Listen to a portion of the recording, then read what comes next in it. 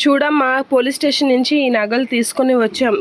ఈ నగలు నీవో కాదో చూడు అని చెప్పేసి కమలైతే శ్రీకరను, కమలు పార్వతికి ఇస్తూ ఉంటారు. ఇక పల్లవి, శ్రీ అయితే అలా చూస్తూ ఉంటారు. ఇక పార్వతి అయితే చెక్ చేయడానికి జిప్ ఓపెన్ చేస్తూ ఉంటుంది. ఇక పార్వతి నగలు చూస్తుందేమోనని భయంతో పల్లవి అయితే ఇదవుతూ ఉంటుంది. ఇప్పుడు వీళ్ళు బండారం బయటపడుతుంది అని కమల్ అయితే నవ్వుకుంటూ ఉంటాడు. ఇక పార్వతి నగలు చూసి ఏంటి ఇలా ఉన్నాయి అని చెప్పేసి అన్నీ చెక్ చేస్తూ ఉంటుంది. ఒరే, ఇవి మన నగలు కాదురా అని చెప్పేసి అనేసరికి పల్లవి అయితే షాక్ అవుతూ ఉంటుంది. అమ్మో, అత్తయ్య గారికి ఇప్పుడు ఎలా చెప్పాలి, మేము మార్పించేసామని అని శ్రీయ వీలైతే కంగారు పడుతూ ఉంటారు.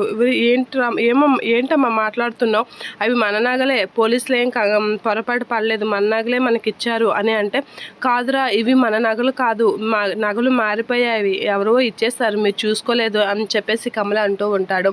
అలా అనగానే అది కాదమ్మా, నువ్వు పల్లవికి శ్రీయకి ఇచ్చిన నగలు వాళ్ళకి ఆ మోడల్స్ నచ్చలేదని బంగారం కరిగించి కొత్త మోడల్ చేయించుకున్నారు, అందుకే నీకు తెలియడం లేదు అని చెప్పేసి శ్రీకర్ అయితే కమల్తో అనేసరికి కమల్ అయితే పార్వతి అయితే షాక్ అవుతూ ఉంటుంది. ఏంటి వీళ్ళు ఇంత పని చేశారా అనేది షాక్ అవుతూ ఉంటుంది. ఇక కమల్ అయితే అవునమ్మా, నువ్వు ఇచ్చిన నగలు నచ్చలేదని వీళ్ళు కొత్త మోడల్స్ చేయించుకున్నారు, అందుకే నువ్వు గుర్తుపట్టడం లేదు అని అనేసరికి పార్వతి షాక్ అవుతూ ఉంటుంది.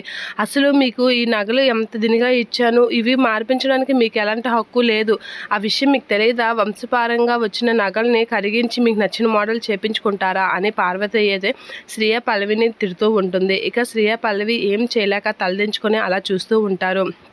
అసలు మీరు ఇలా చేస్తారని అసలు అనుకోలేదు, అసలు ఈ నగలు మీకు కరిగించి చేయించి ఇంటి పరువు తీయాలనుకున్నారా, ఇంటి పరువుగా వస్తున్న నగల్ని మార్పించి ఏం చేయాలనుకున్నారు, అసలు మీకు ఇవ్వడమే నేను చేసిన బుద్ధి పొరపాటు అని చెప్పేసి అనుకుని పార్వతి అయితే తిడుతూ ఉంటుంది.